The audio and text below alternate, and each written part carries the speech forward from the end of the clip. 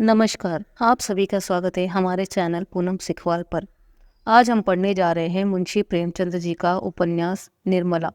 तो चलिए, अभी तक हम लोगों ने 1 से 4 तक का भाग पढ़ लिया है। आगे के भाग की शुरुआत करते हैं। वीडियो के अंत तक बने रहिएगा। भाल, महाराज, हमसे तो ऐसा अपराध नहीं हुआ। मोटे, अपराध नहीं हुआ और अपराध कहते किसे है? अभी आप ही ने घर में जाकर कहा था कि महाशय 3 से मिठाई चट कर गए, पक्की तौल। आपने अभी खाने वाले देखे कहाँ हैं? एक बार खिलाइए तो आंखें खुल जाए।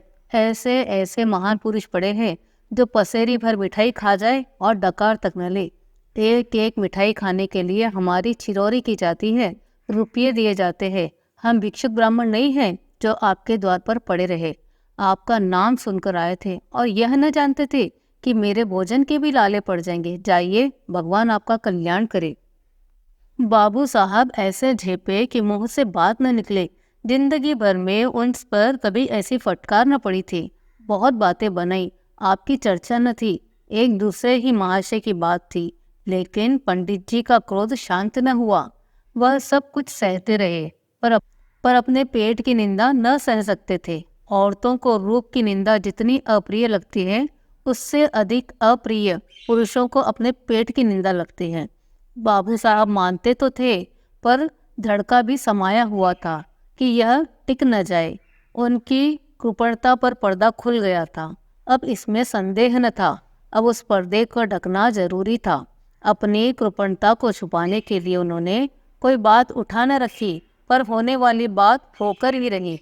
पछता रहे थे, कहाँ से घर में इनकी बात कहने गया और कहाँ भी तो उच्च स्वर में। यह दुष्ट भी कान लगाए सुनता रहा, किंतु अब पछताने से क्या हो सकता है? न जाने किस मनहूस की सूरत देखी यह विपत्ति गले पड़ी। अगर इस वक्त यहाँ से रुष्ट होकर चले गया तो जाकर बदनाम करेगा और मेरा सारा कौशल खुल जाएगा। अब तो इसका मुंह बंद कर देना ही पड़ेगा। यह सोच विचार करते हुए वह घर में जाकर रंगीली बाई से बोले, इस दुष्ट ने हमारी बातें सुन ली है, रूठ कर चला जा रहा है। रंगीली, जब तुम जानते हो कि द्वार पर खड़ा है तो धीरे क्यों नहीं बोले? भाई, विपत्ति आती है तो अकेले नहीं आती। यह क्या जानता था कि द्वार पर कान लगाए खड़ा है? रंगीली, न जाने किसका मुंह देखा था। भाल, वही दुष्ट सामने लेटा हुआ था। जानता तो उधर ताकता ही नहीं। अब तो इसे कुछ दे दिलाकर राजी करना पड़ेगा। रंगीली, जाने भी दो।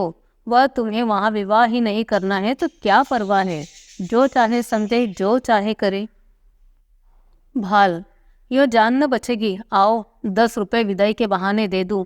ईश्वर फिर इस मनहूस की सूरत न दिखाए। रंगीली ने बहुत अछताते पछताते 10 रुपए निकाले और बाबू साहब ने उन्हें ले जाकर पंडित जी के चरणों पर रख दिया। पंडित जी ने दिल से कहा, धतेरे मक्खी चूस की, ऐसा रगड़ा की याद करोगे? तुम समझते हो कि 10 रुपए देकर इसे उल्लू बना लूंगा? इस फेर में न रहना। यहाँ तुम्हारी नस नस पहचानते हैं।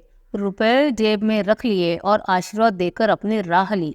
बाबू साहब बड़ी देर तक खड़े सोच रहे थे। मालूम नहीं अब भी मुझे कृपण ही समझ रहा है या पर्दा ढक गया। कहीं ये रुपए भी तो पानी में नहीं गिर पड़े।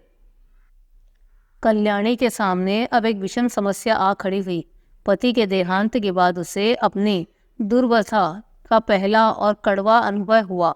दरिद्र विधवा के लिए इससे बड़ा और क्या विपत्ति हो सकती है कि जवान बेटी सर पर सवार हो। लड़के नंगे पांव पढ़ने जा सकते हैं। चौका बर्तन भी अपने हाथ से किया जा सकता है।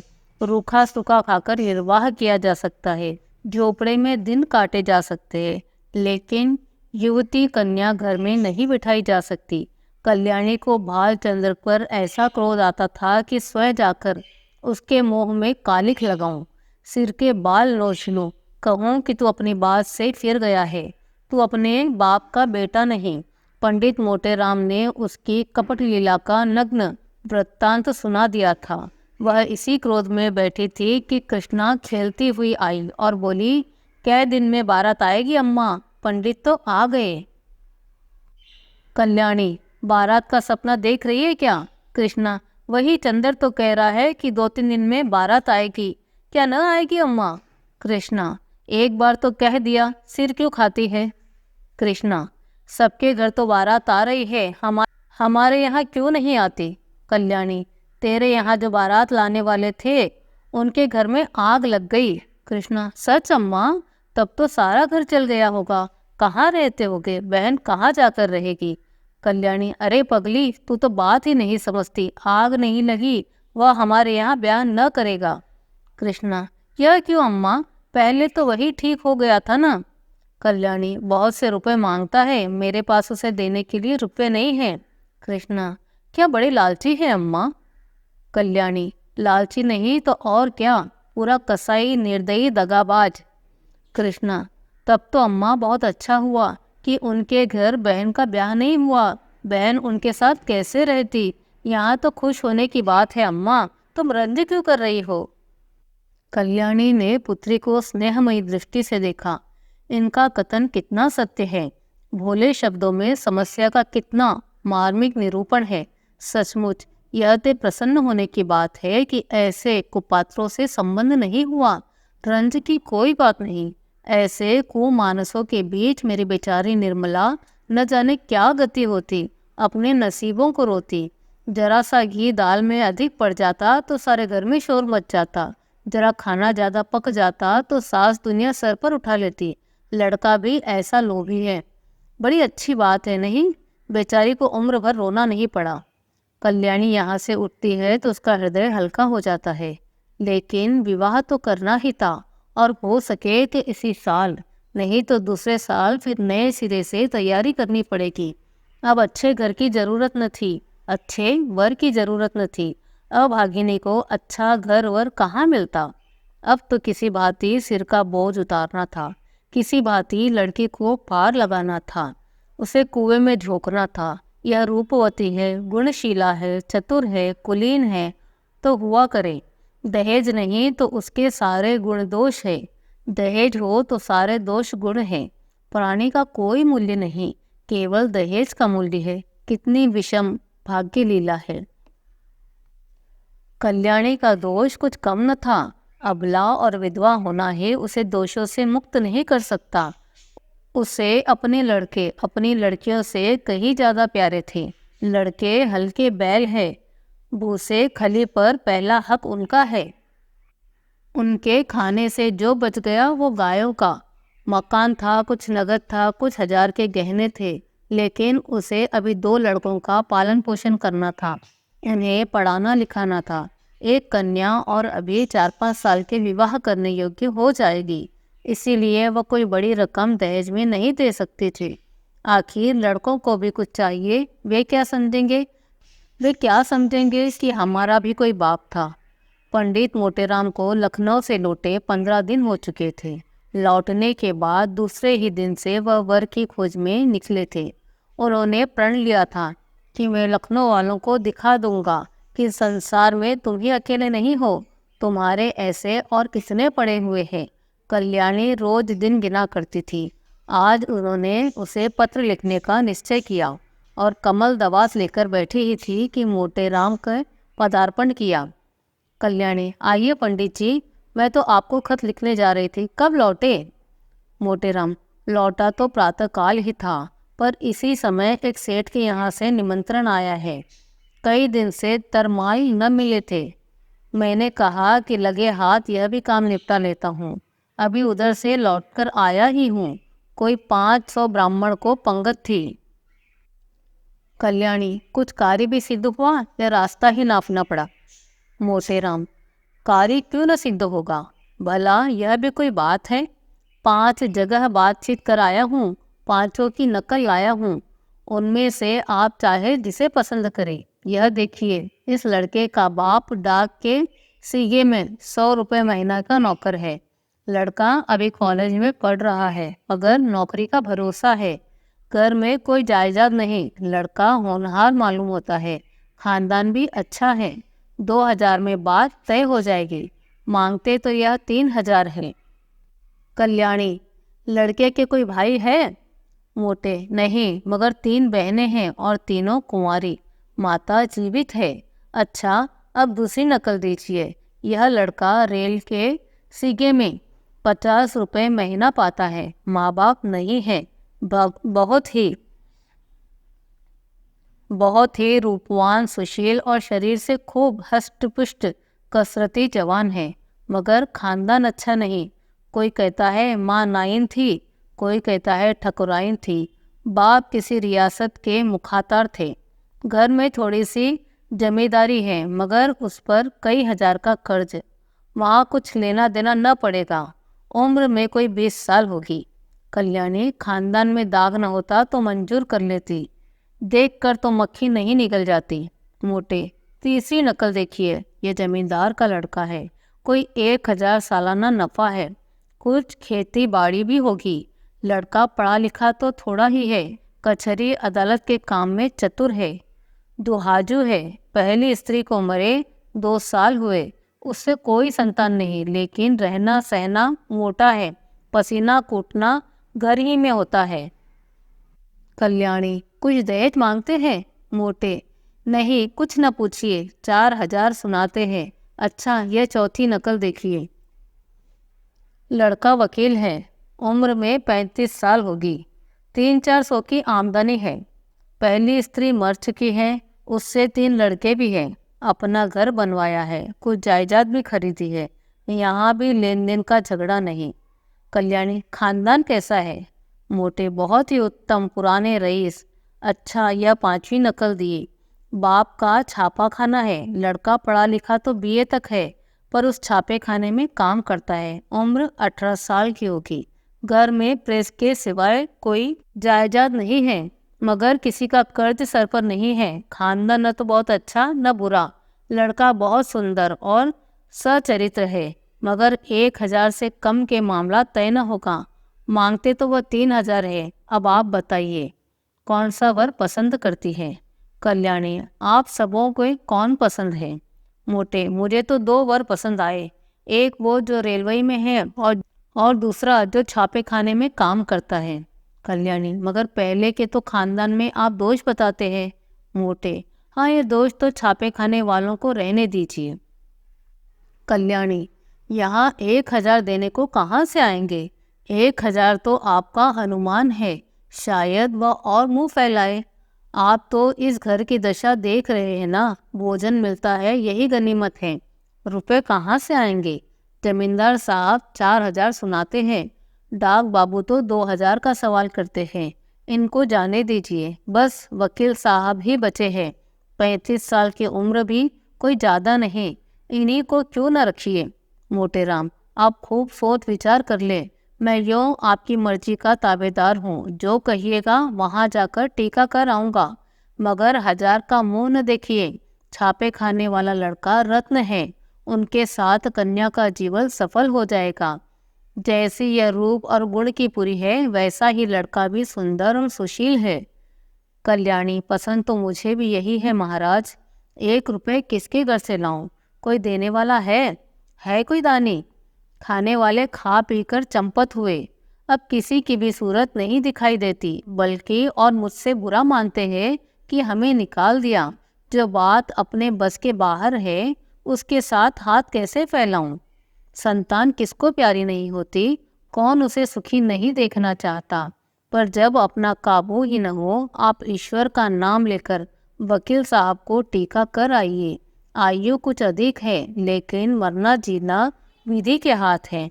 35 साल का आदमी बूढ़ा नहीं कहलाता। अगर लड़की के भाग्य में सुख भोगना होगा तो जहाँ जाएगी सुखी रहेगी, दुख भोगना होगा तो जहाँ जाएगी दुख झेलेगी।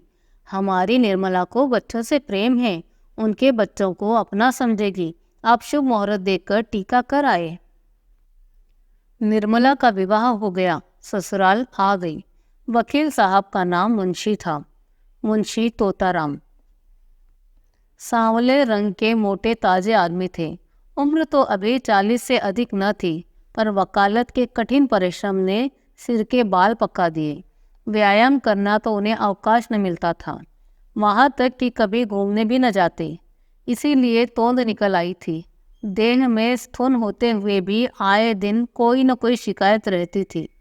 मंदिग्नी और बवासीर से तो उनका चिरस्थायी संबंध था, अतएव बहुत फूक फूक कर कदम रखते थे उनके 3 लड़के थे। बड़ा बड़ा मनसाराम 16 वर्ष का था, मंझला जियाराम 12 और सियाराम 7 वर्ष का।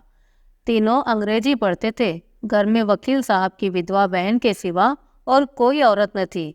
वही घर की मालकिन थी। उसका नाम था रुक्मणी और अवस्था 50 से ऊपर की थी।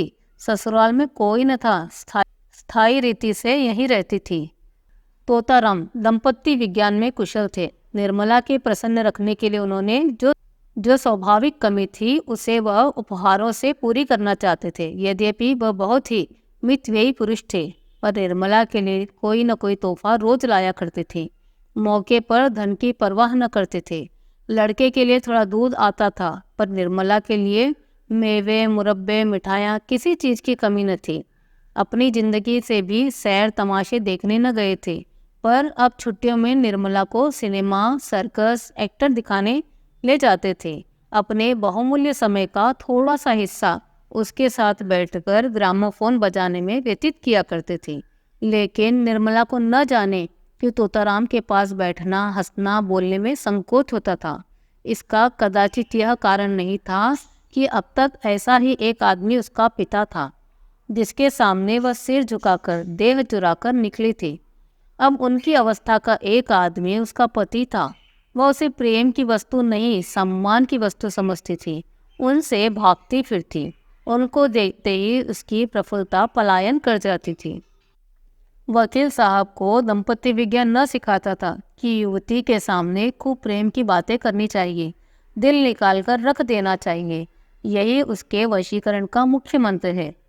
इसीलिए वकील साहब अपने प्रेम प्रदर्शन में कोई कसर न रखते। लेकिन निर्मला को इन बातों से घृणा होती।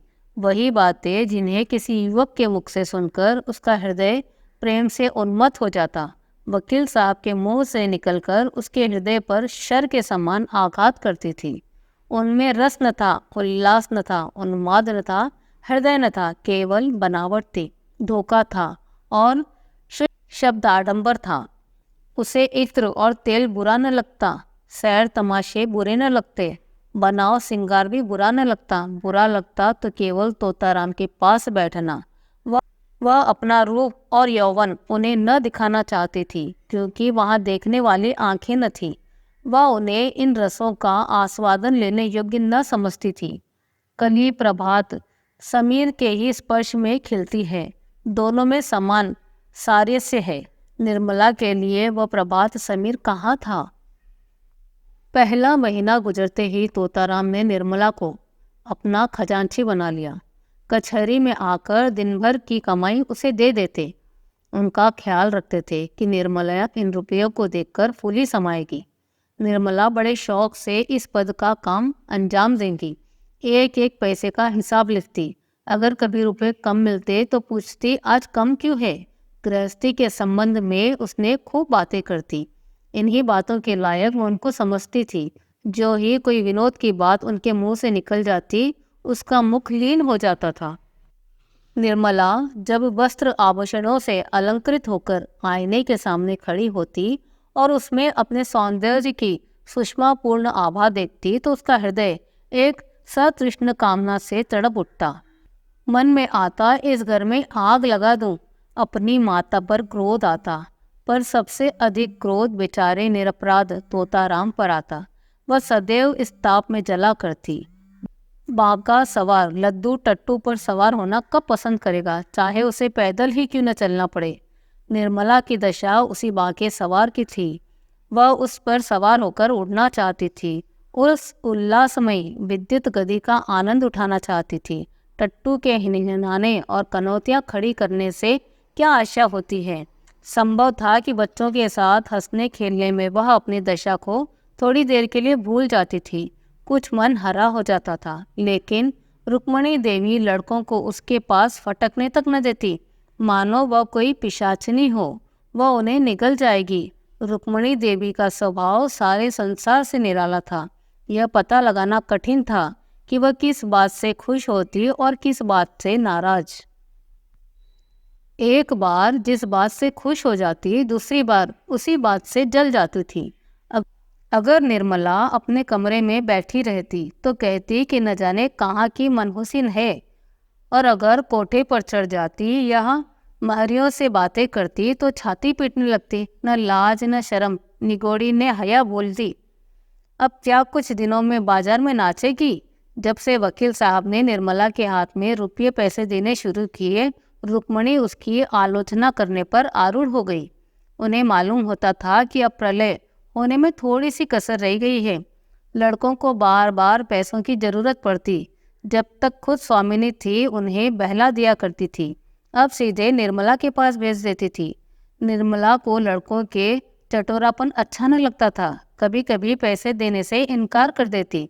रुक्मणी को अपने बागे बाण सर करने पर अवसर मिल जाता। अब तो मालकिन हुई है, लड़के काहे को जिएंगे, बिना माँ के बच्चों को कौन पूछे। रुपयों की मिठाई खा जाती है, अब देले देले को तरसते हैं। निर्मला अगर चिढ़कर किसी दिन बिना पूछे पैसे दे देती तो देवजी उसकी दूसरी ही आलोचना करती तो देवी जी उसकी दूसरी ही आलोचना करती। इन्हें क्या, लड़के मरे या जिए, इसकी बला से माँ के बिना कौन समझाए। बेटा बहुत मिठाइयाँ मत खाओ, आई गई तो मेरे सिर पर जाएगी। इन्हें क्या। यहीं तक होता तो शायद निर्मला जब्त कर जाती, पर देवी जी को खुफिया पुलिस के सिपाही की बातें निर्मला का पीछा करती रहती थी। अगर वह कोठे पर खड़ी होती तो अवश्य किसी निगाह पर डाल रही होगी। मायरे से बातें करती है तो अवश्य ही उनकी निंदा करती होगी। बाजार से कुछ मंगवाती है तो अवश्य कोई विलास वस्तु होगी। यह बराबर उसके पत्र पढ़ने की चेष्टा किया करती, छिप छिप पर बातें सुनती।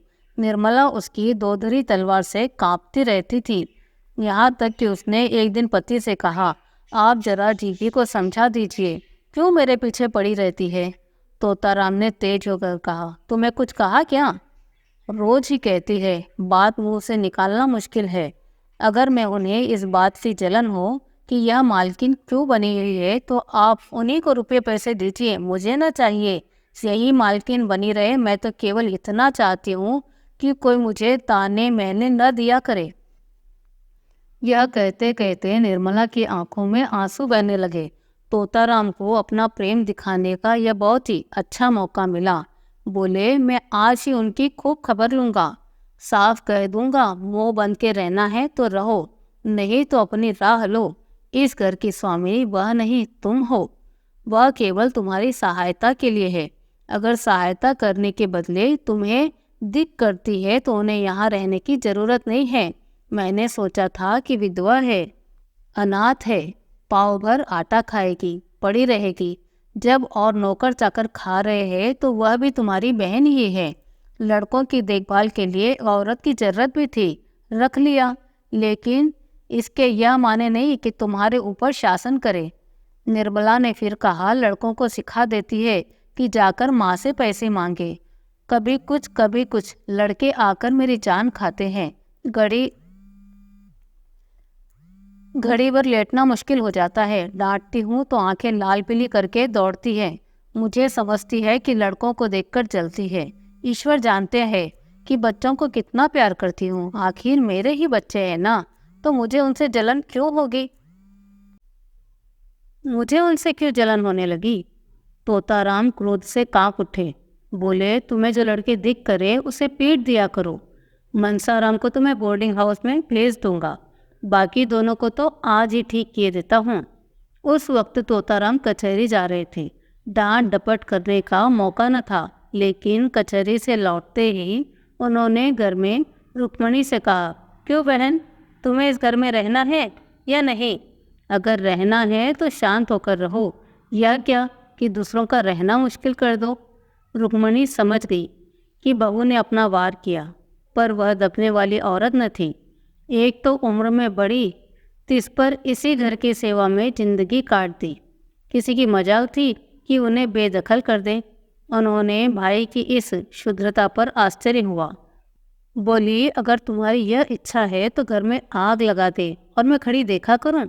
किसी को बेराह चलते देखूं तो चुप साध लूं। जो जिसके मन में आए मैं मिट्टी की देवी बनी रहूं, यह मुझसे न होगा। यह हुआ क्या कि जो तुम अपने आपे से बाहर हो रहे हो। निकल गई सारी बुद्धिमानी।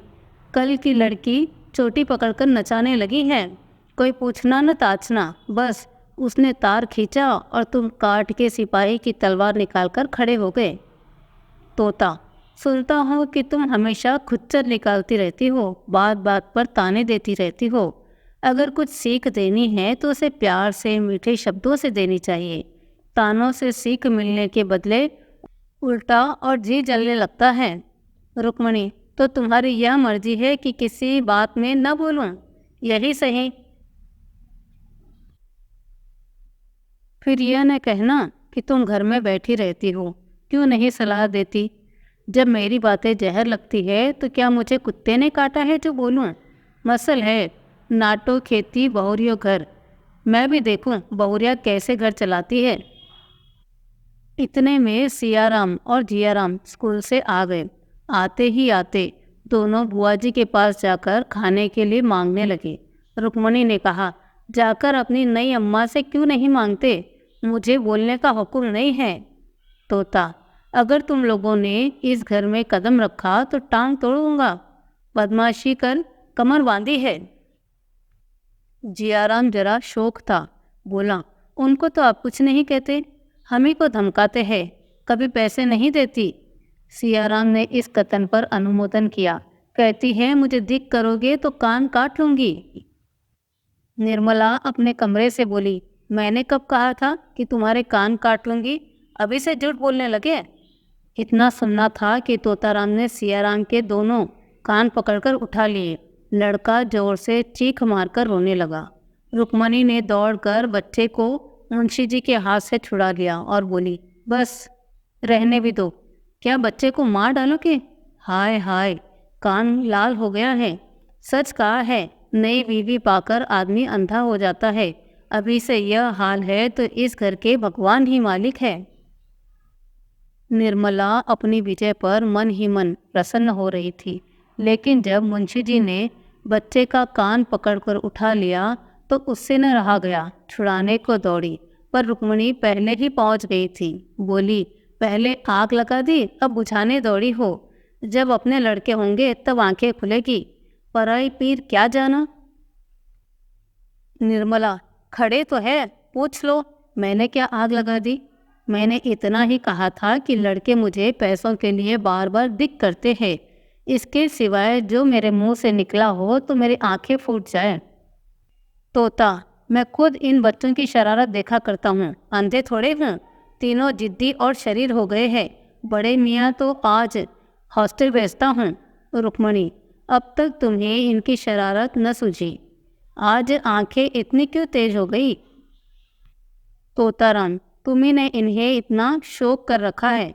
रुक्मणी, तो मैं ही विष की गांठ हूँ, मेरे ही कारण तुम्हारा घर चौपट हो गया। लो, मैं जाती हूँ, तुम्हारे लड़के मारो चाहे काटो, न बोलूँगी। यह कहकर वह वहाँ से चली गई।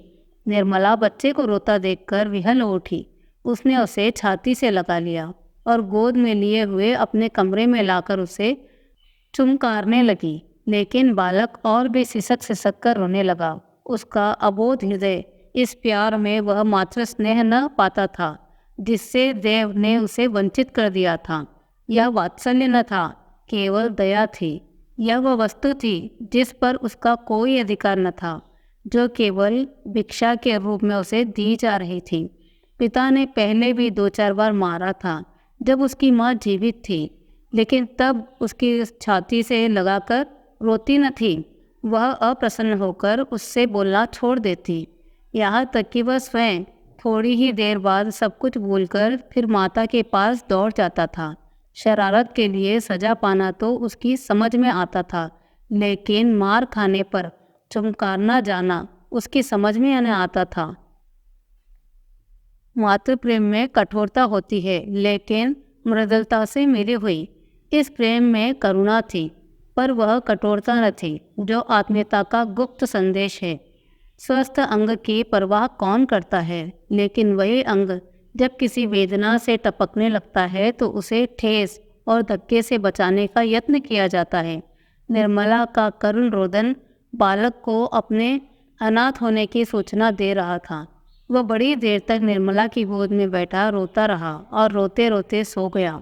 निर्मला ने उसे चारपाई पर सुलाना चाहा तो बालक ने सुषुप्त अवस्था में अपने दोनों कोमल बाहें उसके गर्दन में डाल दी और ऐसा चिपट गया मानो नीचे कोई गड्ढा हो।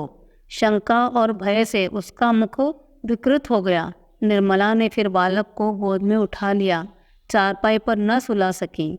इस समय बालक को गोद में लिए हुए उसे वह दृष्टि हो रही थी जो अब तक कभी नहीं हुई। आज पहली बार उसे आत्मवेदना हुई। जिनके बिना आँख नहीं खुलती, अपना कर्तव्य मार्ग नहीं समझता, अब वह मार्ग दिखाई देने लगा। उस दिन अपने प्रगाढ़ प्रणय का सबल प्रमाण देने के लिए मुंशी तोताराम को आशा हुई थी कि निर्मला के मर्म स्थल पर मेरा सिक्का जम जाएगा, लेकिन उनकी यह आशा लेश मात्र भी पूरी न हुई।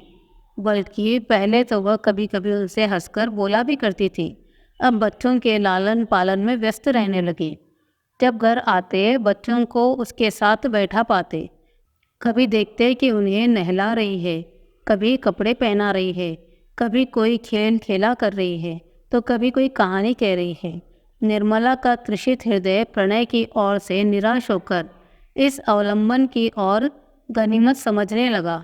बच्चों के साथ हंसना बोलने में उसकी मातृ कल्पना तृप्त हो जाती थी।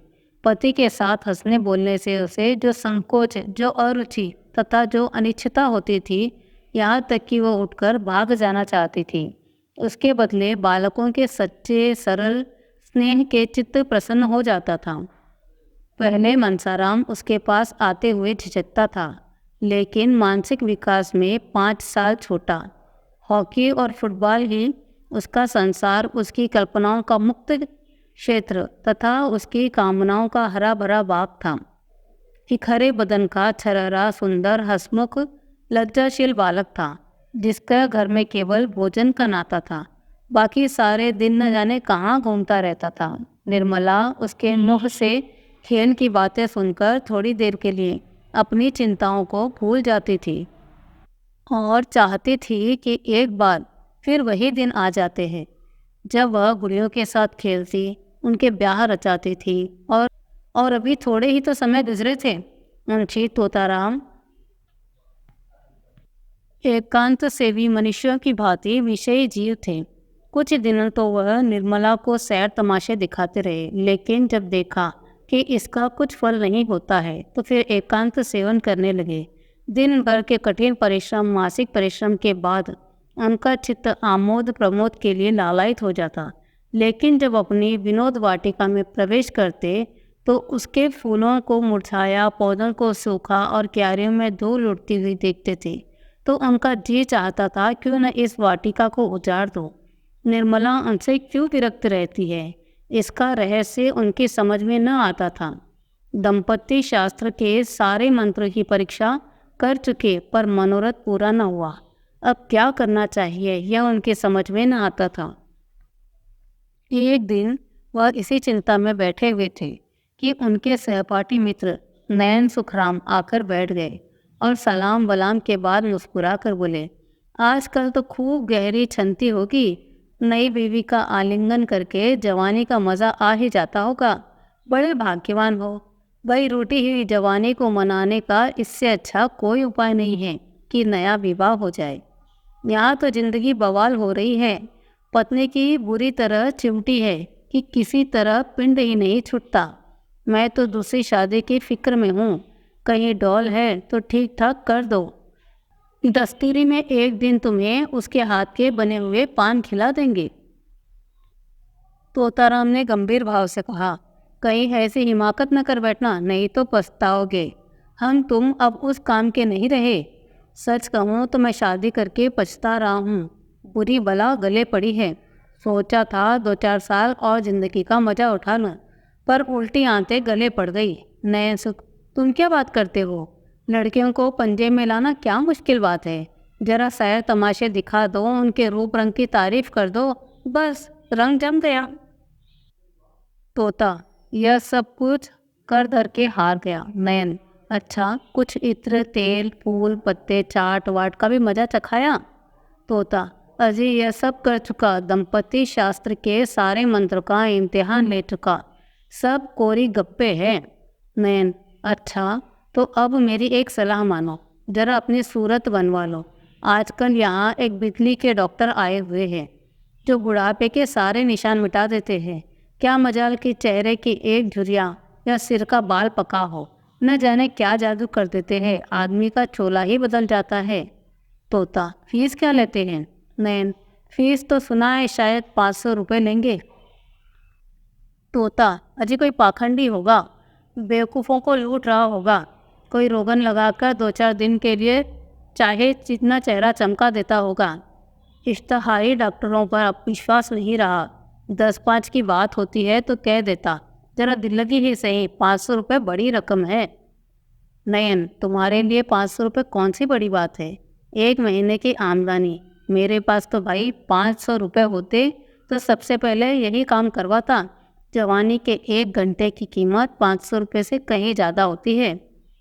तोता, अजी कोई सस्ता नुस्खा बताओ, कोई फ़कीरी जड़ी बूटी हो तो बिना हर फिटकड़ी के रंग चोखा हो जाए।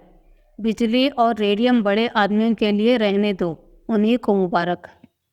नयन, तो फिर रंगीलेपन का स्वांग रचो, यह ढीला ढाला कोट फेंको, तंजबे की सुस्त अचलन हो, चुन्नरदार पैजामा, गले में सोने की जंजीर पड़ी हुई, सिर पर जयपुरी साफा बंधा हुआ, आँखों में सुरमा और बालों में हिना का तेल पड़ा हुआ। तोंद का पिचकना भी जरूरी है। दोहरा कमरबंद बांधे। जरा तकलीफ तो होगी पर अचकन सज उठेगी। हिजाब मैं ला लूँगा। 150 गज़लें याद कर लो और मौके मौके पर शेर पड़ी बातों में रस भरा हो, ऐसा मालूम हो कि दीन और दुनिया की कोई फिक्र नहीं है, बस जो कुछ है प्रियतमा ही है। जवां मर्दी और साहस के काम करने का मौका ढूंढते रहो। रात को झूठ मूठ शोर करो, चोर चोर और तलवार लेकर अकेले निकल पड़ो। हाँ, जरा देख लेना, ऐसा न हो कि सचमुच कोई चोर आ जाए और तुम उसके पीछे दौड़ो नहीं, बल्कि सारी कलई खुल जाएगी और मुफ्त में उल्लू बनोगे। उस वक्त जवां मर्दी ऐसमें थी कि एकदम सादे खड़े हो, जिससे वह समझे कि तुम्हें खबर ही नहीं हुई। लेकिन जो ही चोर भाग खड़ा हो, तुम भी उछलकर बाहर निकलो और तलवार लेकर कहाँ दौड़ते हुए जाओ। ज़्यादा नहीं, 1 महीना मेरी बात का इम्तिहान करके देखो। अगर यह तुम्हें दम न भरने लगे तो जुर्माना कहो, वह दूंगा। तोताराम ने उस वक्त तो यह सब बातें हंसी में उड़ा दी, जैसे ही एक व्यवहार कुशल मनुष्य को करना चाहिए था, लेकिन इसमें कि कुछ बातें उसने मन में बैठा ली। उसका असर पड़ने में कोई संदेह नहीं था। धीरे धीरे रंग बदलने लगे, जिसमें लोग खटक न जाए। पहले बालों से शुरू किया, फिर सुरमे की बारी आई, यहाँ तक कि 1-2 महीने में उनका कलेवर ही बदल गया। गजलें याद करने का प्रस्ताव तो हास्यप्रद था, लेकिन वीरता के डींग मारने में कोई हानि न थी। उस दिन से वह रोज अपनी जवामर्दी का कोई न कोई प्रसंग अवश्य छेड़ देता। निर्मला को संदेह होने लगा कि कहीं उन्हें उन्माद का रोग तो नहीं हो रहा है। जो आदमी मूंग की दाल और मोटे आटे के 2 फुलके खाकर भी नमक सुलेमानी का मोहताज हो, उसके छैलेपन पर उन्माद का संदेह हो तो आश्चर्य ही क्या है। निर्मला पर इस पागलपन का और क्या रंग जमता। हो सके तो उन पर दया आने लगी। क्रोध और घृणा का भाव जाता रहा। क्रोध और घृणा उन पर होती है जो अपने होश में हो। पागल आदमी तो दया का ही पात्र होता है। यह बात बात पर उनकी चुटकियाँ लेती, उनका मजाक उड़ाती, जैसे लोग पागलों के साथ किया करते हैं। हाँ, इसका ध्यान रखती थी कि वह समझ न जाए। वह सोचती बेचारा अपने पाप का प्रायश्चित कर रहा है। यह सारा स्वांग केवल इसीलिए तो है कि मैं अपना दुख भूल जाऊं। आखिर अब भाग्य तो बदल नहीं सकता, इस बेचारे को क्यों चलाऊं। एक दिन रात के 9 बजे तोताराम बांके बने हुए सैर कर लौट रहे थे और निर्मला से बोले, आज 3 चोरों से सामना हो गया। जरा शिवपुर की तरफ चला गया था, अंधेरा था ही। जो ही रेल की सड़क के पास पहुंचा तो 3 आदमी तलवार लिए हुए न जाने किधर से निकल पड़े। यकीन मानो, तीनों काले देव थे। मैं बिल्कुल अकेला, पास में सिर्फ ये छड़ी थी। उधर तीनों तलवार बांधे हुए। मेरे तो होश ही उड़ गए। समझ गया कि जिंदगी का यही तक साथ था। मगर मैंने भी सोचा, मरता हूँ तो वीरों की मौत न मरूं। इतने में एक आदमी ने ललकार कर कहा, रख दे, तेरे पास जो कुछ है चुपचाप और रख दे और चला जा। मैं छड़ी संभाल कर खड़ा हो गया और बोला, मेरे पास तो सिर्फ ये छड़ी है और इसका मूल्य एक आदमी का सिर है। मेरे मुंह से इतना निकलना था कि तीनों तलवार खींचकर मुझ पर झपट पड़े और मैं उनके वारों को छड़ी से रोकने लगा। तीनों झल्ला झल्ला कर वार करते थे। खटाके की आवाज़ होती थी और मैं बिजली की तरह झपट कर उनके तारों को काट देता था। कोई 10 मिनट तक तीनों से खूब तलवार के जौहर दिखाए, पर मुझ पर रेफ तक न आई। मजबूरी यह थी कि मेरे हाथ में तलवार न थी। यही कहीं तलवार होती तो एक को जीता न छोड़ता। खैर, कहाँ तक बयान करूं। उस वक्त मेरे हाथ की सफाई देखने काबिल थी। मुझे खुद आश्चर्य हो रहा था कि यह चपलता मुझ में कहाँ से आ गई। जब तीनों ने देखा कि यहाँ दाल नहीं गलने वाली, तो तलवार मयान में रखकर पीठ ठोककर बोले, जवान, तुम सा भी आज तक नहीं देखा। हम तीनों 300 पर भारी गांव गांव ढोल बजाकर लूटते हैं, पर आज तुमने हमें नीचा दिखा दिया। हम तुम्हारा लोहा मान गए। यह कहकर तीनों फिर नज़र से गायब हो गए। निर्मला ने गंभीर भाव से मुस्कुरा कर कहा, इस छड़ी पर तो तलवार के बहुत से निशान बने हुए होंगे। मुंशी जी इस शंका के लिए तैयार न थे, पर कोई जवाब देना आवश्यक था। बोले, मैं वीरों को बराबर खाली कर देता। 2-4 चोटें छड़ी पर पड़ी और उचटती हुई, जिससे कोई निशान नहीं पड़ सकता। अभी उनके मुंह से पूरी बात न निकली थी कि सहसा रुक्मणी देवी बदहवास दौड़ती हुई आई और हाफते हुए बोली, तोता है कि नहीं? मेरे कमरे में सांप निकल आया है, मेरी चारपाई के नीचे बैठा हुआ है। मैं उठकर भागी। मुआ कोई 2 गज का होगा। फन निकाल कर फुकार रहा है। जरा चलो तो डंडा लेते चलना। तोताराम के चेहरे के रंग ही उड़ गए। मुंह पर हवाइयाँ छूटने लगी, मगर मन के भावों को छिपा कर बोले, सांप यहाँ कहाँ? तुम्हें धोखा हुआ होगा, कोई रस्सी होगी। रुक्मणी, अरे मैंने अपनी आंखों से देखा है, जरा चलकर देख लो ना। मर्द होकर डरते हो? मुंशी जी घर से तो निकले, लेकिन बरामदे में फिर ठिठक गए। उनके पांव ही न उठते थे। कलेजा धड़ धड़ कर रहा था। सांप बड़ा क्रोधी जानवर है, कहीं काट ले तो मुफ्त में प्राण से हाथ न धोना पड़े। बोले, डरता नहीं हूँ, सांप ही तो है, शेर तो नहीं। मगर सांप पर लाठी नहीं असर करती। जाकर किसी को भेजूं, कहीं से कोई भाला लेकर आए। यह कहकर मुंशी जी लपके और बाहर चले गए। मनसाराम बैठा खाना खा रहा था। मुंशी जी तो बाहर चले गए। इधर वह खाना छोड़ अपनी हॉकी की डंडा हाथ में लेकर कमरे में घुस पड़ा और तुरंत चारपाई खींच ली। सांप मस्त था। भागने के बाद फन निकालकर खड़ा हो गया। मनसाराम ने चटपट चारपाई की चादर उठाकर सांप के ऊपर फेंक दी और ताबड़तोड़ 3-4 डंडे कसकर जमाए। सांप चादर के अंदर तड़प रहा था। तब उसे डंडे पर उठाए हुए बाहर चला। मुंशी जी कई आदमियों के साथ लिए चले आ रहे थे। मनसाराम को सांप उठाए लटकाते देखा तो सहसा उनके मुंह से चीख निकल पड़ी, मगर फिर संभल गए और बोले, मैं तो आ ही रहा था, तुमने क्यों जल्दी कर दी? दे दो, कोई फेंक आए। यह कहकर बहादुरी के साथ रुक्मणी के कमरे के द्वार पर खड़े होकर कहने लगे। कमरे में खूब देखभाल कर मूछों पर ताव देते हुए निर्मला के पास जाकर बोले, मैं जब तक आऊं जाऊं। मनसाराम ने मार डाला। बेसमझ लड़का डंडा लेकर दौड़ पड़ा। सांप हमेशा भाले से मारना चाहिए, यही तो लड़कों में ऐब है। मैंने ऐसे ऐसे कितने सांप मारे हैं। सांपों को खिला खिला कर मारता हूँ, कितनों को तो मुट्ठी में पकड़कर मसल दिया है। रुक्मणी ने कहा, जाओ भी, देख ली तुम्हारी मर्दानगी। मुंशी जी झेप कर बोले, अच्छा जाओ, मैं डरपोक ही सही, तुमसे कुछ इनाम तो नहीं मांग रहा हूँ। जाकर महाराजा से कह दो खाना निकाले। मुंशी जी तो भोजन करने चले गए और निर्मला द्वार की चौखट पर खड़ी होकर सोचने लगी, भगवान, क्या इन्हें सचमुच कोई भीषण रोग हो गया है? क्या मेरी दशा को और भी दारुण बनाना चाहते हो? मैं इनकी सेवा कर सकती हूँ, सम्मान कर सकती हूँ, अपना जीवन इनके चरणों पर अर्पण कर सकती हूँ, लेकिन वह नहीं कर सकती जो मेरे लिए नहीं हो सकता। अवस्था का भेद मिटाना मेरे वश की बात नहीं है। आखिर ये मुझसे चाहते क्या है, समझ गई। यह बात पहले ही नहीं समझी थी। नहीं तो इनको क्यों इतनी तपस्या करनी पड़ती, क्यों इतने स्वांग भरने पड़ते। उस दिन से निर्मला का रंग ढंग बदलने लगा। उसने अपने को कर्तव्य पर मिटा देने का निश्चय कर दिया। अब तक नैराश्य के संताप में उसने कर्तव्य पर ध्यान ही न दिया था। उसके हृदय में विल्लप की ज्वाला ही दहकती रहती थी। उसकी असहाय वेदना ने उसे संज्ञाहीन सा कर रखा था। अब उस वेदना का वेग शांत होने लगा।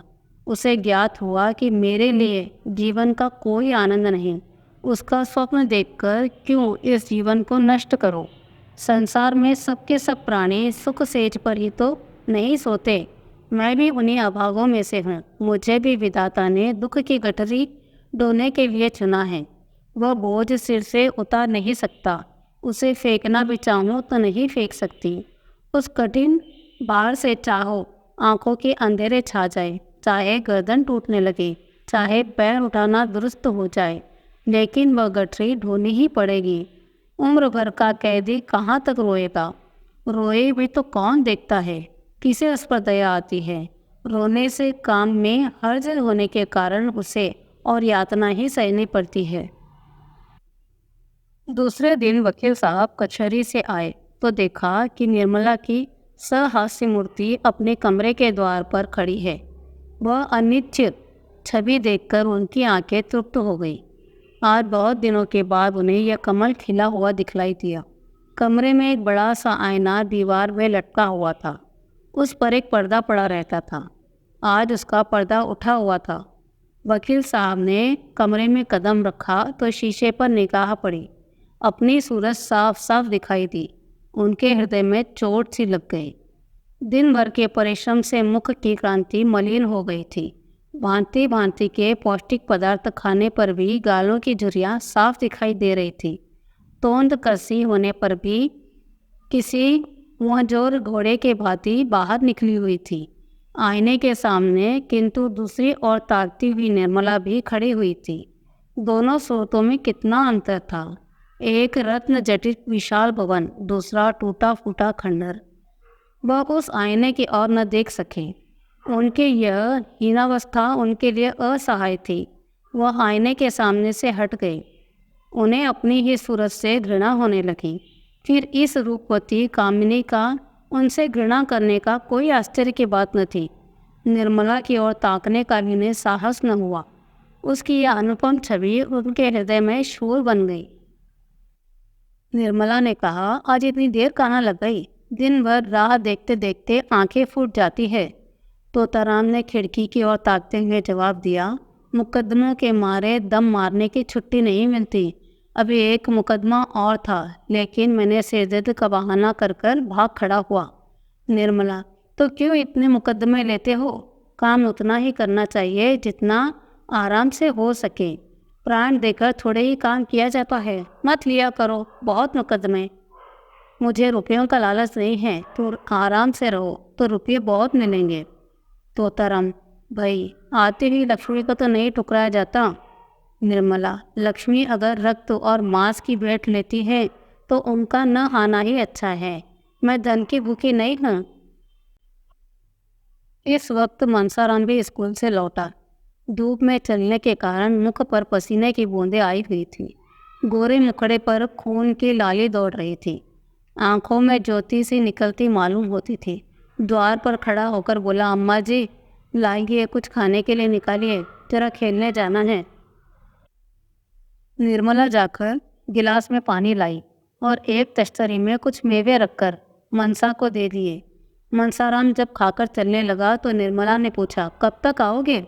मनसाराम, कह नहीं सकता। गोरों के साथ हॉकी का मैच है। बारक यहाँ से बहुत दूर है।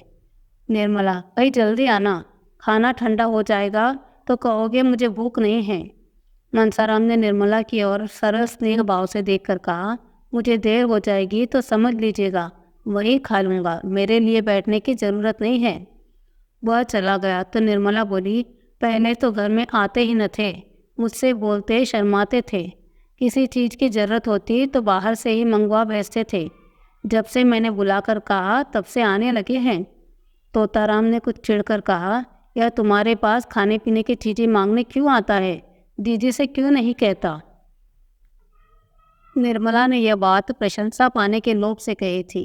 वह यह दिखाना चाहती थी कि मैं तुम्हारे लड़कों को कितना चाहती हूँ। यह कोई बनावटी प्रेम न था। उसे लड़कों से सचमुच स्नेह था। उसके चरित्र में अभी तक बाल भाव ही प्रधान था। उसमें वही उत्सुकता, वही चंचलता, वही विनोद प्रियता विद्यमान थी और बालकों के साथ उसकी बाल प्रवृत्ति प्रस्फुट होती थी। पत्नी सुलभ ईर्ष्या अभी तक उसके मन में उदय नहीं हुई थी, लेकिन पति के प्रसन्न होने के बदले नाक वो सिकोड़ने का आशय न समझकर बोली, मैं क्या जानूं, उनसे क्यों नहीं मांगते? मेरे पास आते हैं तो मैं धक्का नहीं देती। अगर ऐसा करूं तो यही होगा कि ये लड़कों को देखकर जलती है। मुंशी जी ने इसका कुछ जवाब न दिया, लेकिन आज उन्होंने मुवक्किलों से बात की। सीधे मनसाराम के पास आ गए और उसका इम्तिहान लेने लगे। यह जीवन का पहला ही अवसर था कि इन्होंने मनसाराम या किसी लड़के को शिक्षोन्नति के विषय में इतनी दिलचस्पी दिखाई हो। उन्हें अपने काम में सिर उठाने की फुर्सत ही नहीं मिलती थी। उन्होंने इन विषयों पर पढ़े हुए 40 वर्ष के लगभग हो गए थे। तब से उनकी और आंख तक न उठाई थी। वह कानूनी पुस्तकों और पत्रों के सिवाय और कुछ पढ़ते ही न थे। इसका समय ही न मिलता था, पर आज इन्हीं विषयों में मनसाराम की परीक्षा लेने लगे। मनसाराम जहीन था और इसके साथ ही मेहनती भी था। खेल में भी टीम का कैप्टन होने पर भी वह क्लास में प्रथम रहता था। जिस पाठ को एक बार देख लेता, पत्थर की लकीर हो जाती। मुंशी जी को उत्तरावली में ऐसे मार्मिक प्रश्न तो सूझे नहीं, जिनके उत्तर देने में चतुर लड़के को भी कुछ सोचना पड़ता, और ऊपरी प्रश्नों को मनसाराम ने चुटकी में उड़ा दिया। कोई सिपाही अपने शत्रु पर वार खाली जाते देखता तो झल्ला झल्ला कर और भी तेजी से वार करता है। उसी भांति मनसाराम के जवाबों को सुन सुनकर वकील साहब भी झल्लाते थे। वह कोई ऐसा प्रश्न करना चाहते थे जिसका जवाब मनसाराम के बस में न हो। देखना था कि इतना कमज़ोर पहलू कहाँ है। यह देखकर अब उन्हें संतोष न हो सकता था कि वह क्या करता है। वह यह देखना चाहते थे कि वह क्या नहीं कर सकता है। कोई असभ्य परीक्षा मनसाराम की कमजोरियों को आसानी से दिखा देता, पर वकील साहब अपनी आधी शताब्दी ही भूल चुके थे। शिक्षा के आधार पर इतने सफल कैसे होते हैं। अंत में उन्होंने अपना गुस्सा उतारने के लिए कोई बहाना न मिला तो बोले, मैं देखता हूँ तुम सारे दिन इधर उधर मटर गश्ती किया करते हो। मैं तुम्हारे चरित्र को तुम्हारी बुद्धि से बढ़कर समझता हूँ, और तुम्हारा यूँ आवारा घूमना मुझे कभी नहीं गवारा हो सकता। मनसाराम ने निर्भीकता से कहा, मैं शाम को 1 घंटे खेलने के लिए जाने के सिवाय दिन भर कहीं नहीं जाता। आप अम्मा या बुआ जी से पूछ ले। मुझे खुद इस तरह घूमना पसंद नहीं है। खेलने के लिए हेडमास्टर साहब से आग्रह करके बुलाते हैं तो मजबूरन जाना पड़ता है। अगर आपको मेरा खेलना जाना पसंद नहीं है तो कल से नहीं जाऊंगा। मुंशी जी ने देखा कि बातें दूसरी ही रुख पर जा रही है, तो तीव्र स्वर में बोले, मुझे इस बात पर इत्मीनान क्यों हो रहा है कि खेलने के सिवाय कहीं घूमने नहीं जाते। मैं बराबर शिकायतें सुनता हूँ। मनसाराम ने उत्तेजित होकर कहा, किन महाशय ने आपसे शिकायत की है? जरा मैं भी तो सुनूं। वकील साहब, कोई हो, इससे तुम्हें कोई मतलब नहीं। तुम्हें इतना विश्वास होना चाहिए कि मैं झूठा आक्षेप नहीं करता। मनसाराम, अगर मेरे सामने कोई आकर कह दे मैं इन्हें घूमते हुए देखा है तो मैं तुम्हें मुँह न दिखाऊं। वकील, किसी को ऐसी क्या गरज पड़ी है कि तुम्हारी मुंह पर तुम्हारी शिकायत करे और तुमसे बैर मोल ले? तुम अपने 2-4 साथियों को लेकर उसके घर पर खपरेल तोड़ते फिरोगे। मुझसे इस किस्म की शिकायत एक आदमी ने नहीं की, कई आदमियों ने की है। कोई वजह नहीं है कि मैं अपने दोस्तों की बात पर विश्वास न करूं। मैं चाहता हूं तुम स्कूल में ही रहा करो। मनसाराम ने मुंह गिराकर कहा, मुझे वहां रहने में कोई आपत्ति नहीं, जब से कहिए चला जाऊं। वकील, तुमने मुंह क्यों लटका लिया? क्या वहाँ रहना अच्छा नहीं लगता? ऐसा मालूम होता है मानो वहाँ जाने में भय से तुम्हारी नानी मरी जा रही है। आखिर बात क्या है? तुम्हें वहाँ क्या तकलीफ होगी? मनसाराम, छात्रालय में रहने के लिए उत्सुकता नहीं थी। लेकिन जब मुंशी जी ने यह बात कह दी तो इसका कारण पूछा तो वह अपनी जेब मिटाने के लिए प्रसन्नचित होकर बोला, मुँह क्यों लटकाऊं? मेरे लिए जैसे बोर्डिंग हाउस, तकलीफ की कोई बात ही नहीं। होगी तो उसे सह सकता हूँ। मैं कल से चला जाऊँगा। हाँ, अगर जगह खाली नहीं हुई तो मजबूरी है। मुंशी जी वकील थे, समझ गए कि यह ऐसा बहाना ढूंढ रहा है जिसमें मुझे वहाँ जाना भी न पड़े और इल्ज़ाम भी सर पर न आए। बोले, सब लड़कों के लिए जगह है, तुम्हारे लिए जगह न होगी? मनसाराम, कितने ही लड़कों को जगह नहीं मिली और वह बाहर किराए के मकानों में पड़े हैं। अभी बोर्डिंग हाउस में एक लड़के का नाम कटा गया है और 50 अर्जियाँ उस जगह पर लग गई हैं।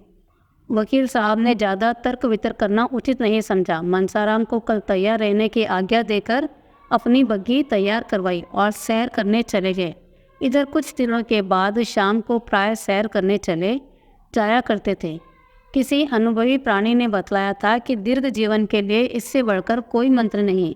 उनके जाने के बाद मनसाराम आकर रुक्मणी से बोला, बुआ जी, बाबूजी कल मुझे स्कूल में रहने के लिए कहा है। रुक्मणी ने विस्मितता से पूछा, क्यों? मनसाराम, मैं क्या जानूं? कहने लगे, तुम यहाँ आवारा की तरह इधर उधर भटकते फिरते हो। रुक्मणी, तूने कहा नहीं? मैं कहीं नहीं जाता। मनसाराम, कहा क्यों नहीं? मगर जब वह माने तब ना। रुक्मणी, तुम्हारी नई अम्मा जी की कृपा होगी और क्या। मनसाराम, नहीं बुआ जी, मुझे उन पर संदेह नहीं। वह बेचारी भूल से भी कभी कुछ नहीं कहती। कोई चीज मांगने जाता हूँ तो तुरंत उठकर दे देती है। रुक्मणी, तू यह क्रिया चरित्र क्या जाने? यह उसी की लगाई हुई आग है। देख, मैं जाकर पूछती हूँ। रुक्मणी, तू यह क्रिया चरित्र क्या जाने? रुक्मणी झल्लाती हुई निर्मला के पास जा पहुंची। उसे आड़े हाथ लेने का, कांटों से घसीटने का, तानों से छेदने का, रुलाने से सुअवसर वह हाथ से कैसे जाने देती। निर्मला उनका आदर करती थी, उनसे दबती थी, उनकी बातों का जवाब तक न देती थी। वह चाहती थी कि यह सिखावन की बातें कहे, जहाँ मैं बोलूँ वहाँ सुधारे, सब कामों की देखरेख करती रहे। पर रुक्मणी उससे तनी ही रहती थी। निर्मला चारपाई से उठकर बोली, आइए दीदी, बैठिए। रुक्मणी ने खड़े खड़े कहा, मैं पूछती हूँ, क्या तुम इस घर से सबको निकालकर अकेले रहना चाहती हो? निर्मला ने कातर भाव से कहा, क्या हुआ दीदी? मैंने तो किसी से कुछ नहीं कहा।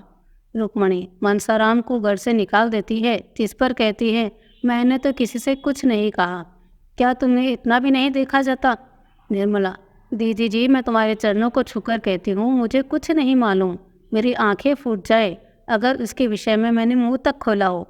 रुक्मणी, कि व्यर्थ की कस्में खाती हो। अब तक तोताराम कभी लड़कों के लिए नहीं बोलता था। एक हफ्ते के लिए मनसाराम ननिहाल चला गया था तो इतना घबरा गया कि खुद जाकर लेवा लाए। अब इसी मनसाराम को घर से निकालकर स्कूल में रख देते हैं। अगर लड़के का बाल भी बांका हुआ तो तुम जानोगी। वह कभी बाहर नहीं रहा। उसे न खाने की सुध रहती है न पहनने की। जहाँ बैठता है वहीं सो जाता है। कहने को तो जवान हो गया पर स्वभाव बालकों सा है। स्कूल में तो उसकी मरण हो जाएगी, वहाँ किसे फिक्र है कि इसने खाया या नहीं, कपड़े उतारे, कहाँ सो गया। जब उससे कोई पूछने वाला ही नहीं रहेगा तो वह बाहर कौन पूछेगा। मैंने तुम्हें चेता दिया है, आगे तुम जानो, तुम्हारा काम जाने। यह कहकर रुक्मणी वहाँ से चली गई। वकील साहब सैर करके लौटे तो निर्मला ने तुरंत ये विषय छेड़ दिया। मनसाराम से आजकल थोड़ी अंग्रेजी पढ़ती थी। उसके चले जाने पर फिर उसके पढ़ने में हरस क्या होगा? दूसरा कौन पढ़ाएगा? वकील साहब को अब तक ये बात न मालूम थी। निर्मला ने सोचा था कि जब कुछ अभ्यास हो जाएगा तो वकील साहब को एक दिन अंग्रेजी में बात कर कर चकित कर दूंगी। कुछ थोड़ा सा ज्ञान उससे अपने भाइयों से हो ही गया था। अब यह नियमित रूप से पढ़ रही थी। वकील साहब की छाती पर सांप सा लौट गया। चेहरा बदल कर बोले, वे कब से पढ़ा रहा है तुझे? मुझसे तुमने कभी नहीं कहा। निर्मला ने उनका यह रूप केवल एक बार देखा था, जब उन्होंने सियाराम को मारते मारते बेदम कर दिया था। वही रूप और विकराल बनकर आज फिर उसे दिखाई दिया। सहमती हुई बोली, उनके पढ़ने में तो इससे कोई हर्ज नहीं होता। मैं उसी वक्त उनसे पढ़ती हूँ जब उन्हें फुर्सत रहती है। पूछ लेती हूँ, तुम्हारा हर्ज होता तो हो जाए। बहुधा जब वह खेलने जाने लगते हैं तो 10 मिनट के लिए रोक लेती हूँ। मैं खुद चाहती हूँ कि उनका नुकसान न हो। बात कुछ न थी, मगर वकील साहब हताश होकर चारपाई पर गिर पड़े। माथे पर हाथ रखकर चिंता में मग्न हो गए। उन्होंने जितना समझा था, बात उससे कहीं आगे बढ़ गई थी। उन्हें अपने ऊपर क्रोध आया, और मैंने पहले ही क्यों न इस लड़के को घर से बाहर रखने का प्रबंध किया।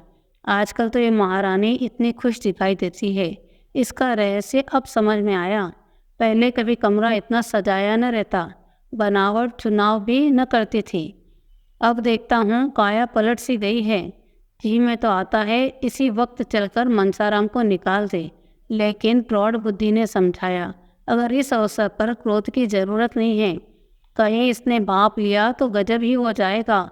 हाँ, जरा इसके मनोभाव को टटोलना चाहिए। बोले, यह तो मैं जानता हूँ कि तुम्हें 2-4 मिनट पढ़ने में कोई हर्ज नहीं होता, लेकिन आवारा लड़का है। अपना काम न करने के लिए उसे एक बहाना तो मिल जाता है। अगर फेल हो गया तो साफ कह देगा, मैं तो दिन भर पढ़ाता रहता था, मैं तुम्हारे इसलिए मिस नौकर रख दूंगा। कुछ ज़्यादा खर्च ना होगा।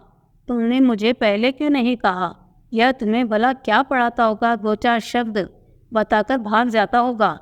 इतना कहकर वह कुछ न कहे। इस तरह तो तुम्हें कुछ न आएगा। निर्मला ने तुरंत इस आक्षेप का खंडन किया। नहीं, यह बात नहीं है। वह मुझे दिल लगाकर पढ़ाते हैं। मैं उनकी शैली भी अच्छी तरह से पढ़ने लग गई हूँ, मन लगता है। और आप एक दिन उनका समझाना देखिए। मैं तो समझती हूँ मिस इतने ध्यान से न पढ़ाएगी। मुंशी जी अपनी प्रश्न कुशलता पर मूंछों पर ताव देते हुए बोले, दिन में एक बार ही पढ़ाता है या कई बार? निर्मला अब भी इन प्रश्नों का आश्रय न समझी। बोली, पहले तो शाम को ही पढ़ा देते थे, अब कई दिनों से एक बार आकर लिखवा भी देते हैं। वह कहते हैं मैं अपने क्लास में सबसे अच्छा हूँ। अभी परीक्षा में इन्हीं को प्रथम स्थान मिला है। फिर आकर कैसे समझाते हैं, उन्हें पढ़ाने में जी नहीं लगता। मैं इसीलिए और भी कह देती हूँ, दीदी समझेगी। इसी ने आग लगाई होगी। मुफ्त में मुझे ताने सुनने पड़ेंगे। अभी जरा देर नहीं है, ये धमका कर गई है। मुंशी जी ने दिल में कहा, खूब समझता हूँ। तुम कल की छोकरी होकर मुझे चराने चली, दीदी का सहारा लेकर अपना मतलब पूरा करना चाहती हो। बोले, मैं नहीं समझता बोर्डिंग का नाम सुनकर क्यों लड़कों को नानी मरती है, और लड़के खुश हो जाते हैं कि अब अपने दोस्तों में रहेंगे। यह उल्टे रो रहा है। अभी कुछ दिन पहले तक तो दिल लगाकर पढ़ता था। यह उसकी मेहनत का नतीजा था। अपनी क्लास में सबसे अच्छा है, लेकिन इधर कुछ दिनों से सैर सपाटे का चस्का पड़ गया है। अगर अभी से रोकथाम न हुई तो पीछे करते दकते न बनेगा। तो मैं इसीलिए एक मिस रख दूंगा। दूसरे दिन मुंशी जी प्रातःकाल कपड़े लत्ते पहनकर बाहर निकले। दीवान खाने में कई मुवक्किल बैठे हुए थे। इनमें एक राजा साहब भी थे, जिसमें मुंशी जी को कोई 1000 सालाना मेहताना मिलता था। अगर मुंशी जी उन्हें वहीं बैठकर 10 मिनट में आने का वादा कर बग्गी में बैठकर स्कूल के हेडमास्टर के यहाँ पहुँच गए। हेडमास्टर साहब बड़े सज्जन पुरुष थे। वकील साहब का बहुत आदर सत्कार करते थे। यह उनके यहाँ एक लड़के की जगह भी खाली न थी। सभी कमरे भरे हुए थे। इंस्पेक्टर साहब की कड़ी ताकीद थी कि मुसफ़िर लड़कों को जगह देकर तब शहरों के लड़कों को दिया जाए। इसीलिए यदि कोई जगह खाली भी हुई तो मनसाराम को जगह न मिल सकेगी, क्योंकि कितने ही बाहरी लड़कों के प्रार्थना पत्र रखे हुए थे। मुंशी जी वकील थे। रात दिन ऐसे प्राणियों से साबिका रहता था, जो लोभवश असंभव का संभव, असाध्य को भी साध्य बना सकते हो। समझे, शायद कुछ देर लेकर काम निकल जाए। दफ्तर क्लर्क से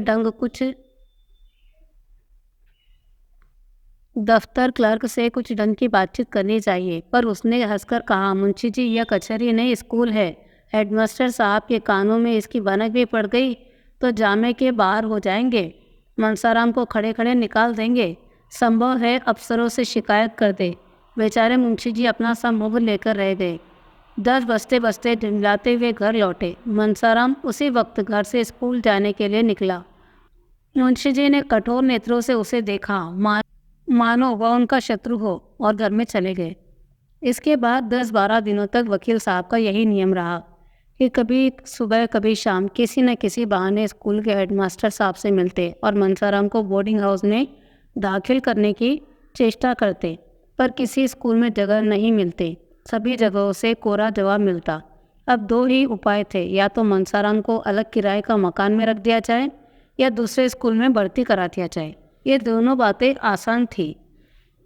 मुफस्सिल में स्कूलों में जगह अक्सर खाली होती थी, लेकिन अब मुंशी जी का शंकित हृदय कुछ शांत हो गया। उस दिन से उन्होंने मनसाराम को कभी घर आते जाते न देखा। यहाँ तक कि वह खेलने भी नहीं जाता था। स्कूल जाने से पहले और आने के बाद बराबर अपने कमरे में बैठा रहता। गर्मी के दिन थे। खुले के मैदान में देह से पसीने की धारें निकलती थी, लेकिन मनसाराम अपने कमरे से बाहर न निकलता। उसमें वह आत्माभिमान, आवारापन के आक्षेप से मुक्त होने के लिए विकल रहा था। वह अपने आचरण पर लगे इस कलंक को मिटा देना चाहता था। एक दिन मुंशी जी बैठे भोजन कर रहे थे कि मनसाराम भी नहाकर खाने गए। मुंशी जी ने इधर उसे महीनों से नंगे बदन न देखा था। आज उस पर निगाह पड़ी तो होश उड़ गए। हड्डियों का ढांचा सामने खड़ा था। मुख पर अब भी ब्रह्मचार्य का तेज था। वह देह धुलकर कांटा हो गई थी। पूछा, आजकल तुम्हारी तबीयत अच्छी नहीं है, इतने दुबले हो गए हो? मनसाराम ने धोती ओढ़कर कहा, तबीयत तो बिल्कुल अच्छी है। मुंशी जी, फिर इतने दुबले क्यों हो गए? मनसाराम, दुर्बल तो नहीं हूँ, मैं इससे ज़्यादा मोटा कब था? मुंशी जी, वाह, अभी आधी देह भी नहीं रही है और कहते हो मैं दुर्बल नहीं हूँ। क्यों दीदी, यह ऐसा नहीं लग रहा है? रुक्मणी ने आंगन में खड़ी होकर तुलसी को जल चढ़ा रही थी। बोली, दुबला क्यों होगा, अब तो बहुत अच्छी तरह से लालन पालन हो रहा है। मैं गंवारन थी, लड़कों को खिलाना पिलाना नहीं जानती थी। खोमचा खिला खिलाकर इनकी आदत बिगाड़ देती थी। अब तो एक पढ़ी लिखी गृहस्थी के कामों में चतुर औरत पान की तरह फेर रही है। दुबला हो उसका दुश्मन। मुंशी जी, दीदी तुम बड़ा अन्याय करती हो। तुम्हें किसने कहा कि लड़कों को बिगाड़ रही हो? जो जो काम दूसरों के किए न हो सके वह तुम्हें खुद करने चाहिए। यह नहीं कि घर से कोई नाता न रखो। जो खुद अभी लड़की है वह लड़कों की क्या देखरेख करेगी? यह तुम्हारा काम है। रुक्मणी, जब तक अपनी समझती थी करती थी, जब से तुमने गैर समझ लिया है तो मुझे क्या पड़ी है? मैं तुम्हारे गले से चिपटूं? पूछो, मैं दिन भर दूध नहीं पिया। पूछो, कई दिन से दूध नहीं पिया। जाके कमरे में देख खाओ। नाश्ते के लिए जो मिठाइयाँ भेजी गई हैं वह पड़ी सड़ रही है। मालकिन समझती है मैंने तो खाने का सामान रख दिया, कोई खाए न खाए तो क्या मैं मुंह डालती फिरूं? तो भैया, इस तरह से लड़के पलते होंगे जिन्होंने कभी लाड़ प्यार का सुख नहीं देखा। तुम्हारे लड़के बराबर पान की तरह फेरे जाते हैं। अब अनाथों की तरह रहकर सुखी नहीं रह सकते।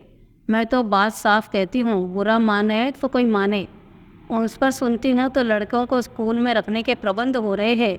बेचारों को घर में आने तक की मनाही है। मेरे पास आते भी डरता है, और फिर मेरे पास रखा भी क्या है जो जाकर खिलाऊंगी? इतने में मनसाराम दो फुलके खाकर उठ खड़ा हुआ। मुंशी जी ने पूछा, क्या दो फुलके ही लिए हैं? अबे बैठो, 1 मिनट ज़्यादा नहीं हुआ है, तुमने कुछ खाया नहीं है, 2 फुलके तो लिए थे। मनसाराम ने सकुचाते हुए कहा, दाल और तरकारी भी तो थी। ज़्यादा खा जाता हूँ तो गला जलने लगता है, खट्टी डकारें आने लगती है। मुंशी जी भोजन कर कर उठे तो बहुत चिंतित थे। अगर यूं ही दुबला होता चला गया तो उससे कोई भयंकर रोग न पकड़ ले। उन्होंने रुक्मणी को इस पर बहुत क्रोध आ रहा था। उन्हें यही जलन थी कि घर की मालकिन नहीं हूँ। यह नहीं समझती कि मुझे घर की मालकिन बनने का क्या अधिकार है। जिसे रुपये का हिसाब तक नहीं आता वह घर की स्वामिनी कैसे हो सकती है? बनी तो थी साल भर मालकिन, 1 पाई तक की बचत न कर पाई। इस आमदनी में रूपकला 2-2.5 रुपये तो बचा लेती है। इनके राज में वही आमदनी खर्च को भी पूरी न पड़ती थी। कोई बात नहीं, लाड़ प्यार से इन लड़कों को चौपट कर दिया है।